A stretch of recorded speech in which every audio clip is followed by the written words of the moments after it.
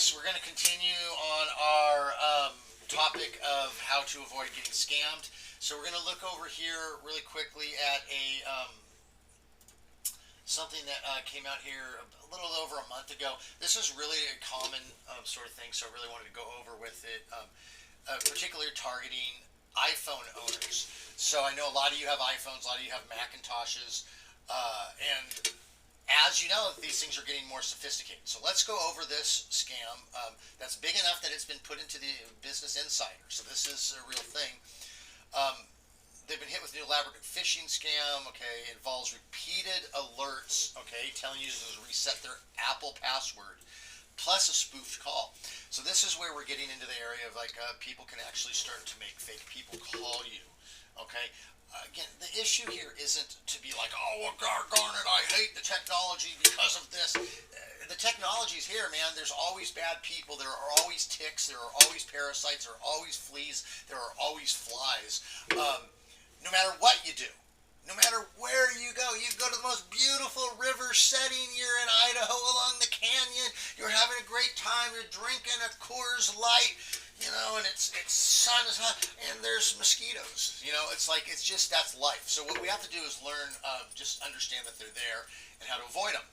So Apple suggests ignoring suspicious messages, okay, which is always going to be your thing. If it looks suspicious, then it probably is. Do not jump. Okay, so let's just quickly go through this. New phishing scam targeting Apple owners.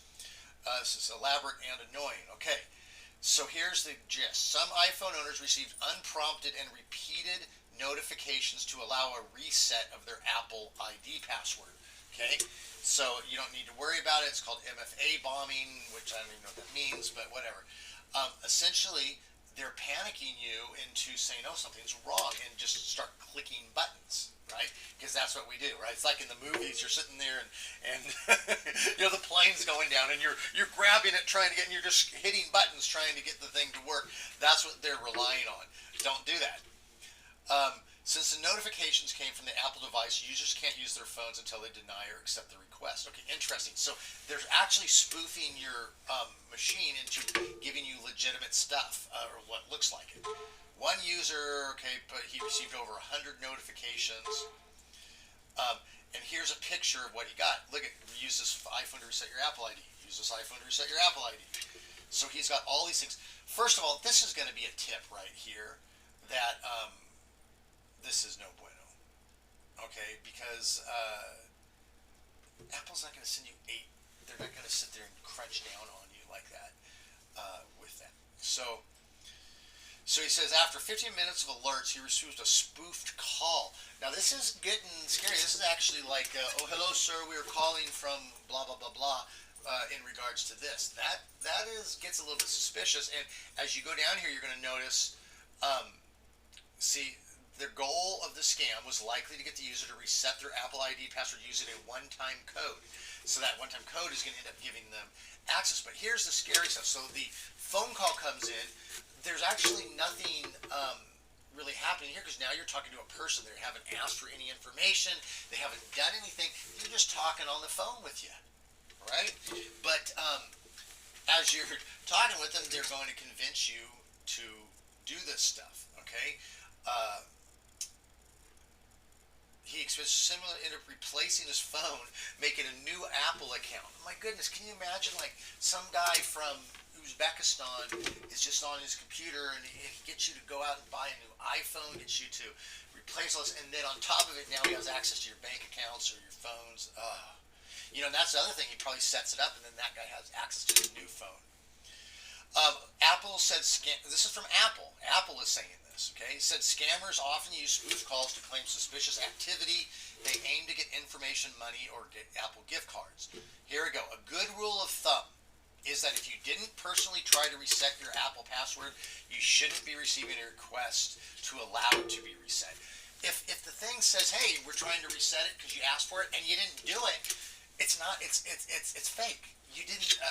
Apple's not in the business of resetting your password without you asking for it.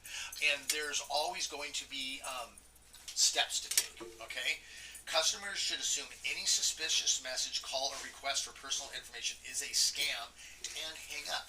Listen, when you're talking to these guys and it's like, first of all, if they call and there's a heavy accent or you can tell their English is not that great, there's a good chance that this is not legitimate. Because even the call centers in India or in wherever, the people they hire for those generally speak very good English. Okay, so.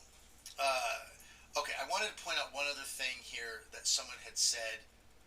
Oh, here we go. The person, I was obviously on guard, so I asked them to validate a ton of information, which is what you need to do. You need to ask them to validate stuff before answering any of their questions. They got a lot right, from DOB to email to phone numbers to current address. Okay, they get a lot of this information right, but then he says they messed up on his name. Okay, and that was how he knew it was a scam. I'm going to be honest, I might have fallen for one of this the other day with Sparklight. I got a call and it was very suspicious, but same thing. They started telling me information that seemed like I don't know how they would get that. Okay, now in that conversation with Sparklight,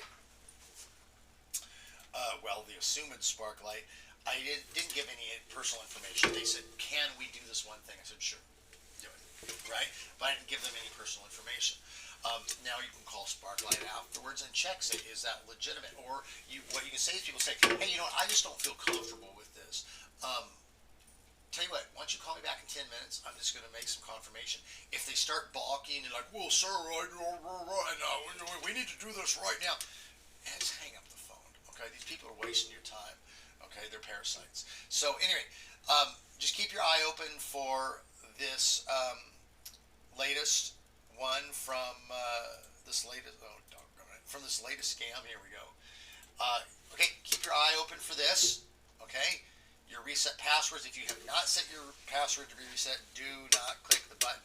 Give me a call if you're uncertain about what's going on, and always, what is it? They say caution is the better half of valor.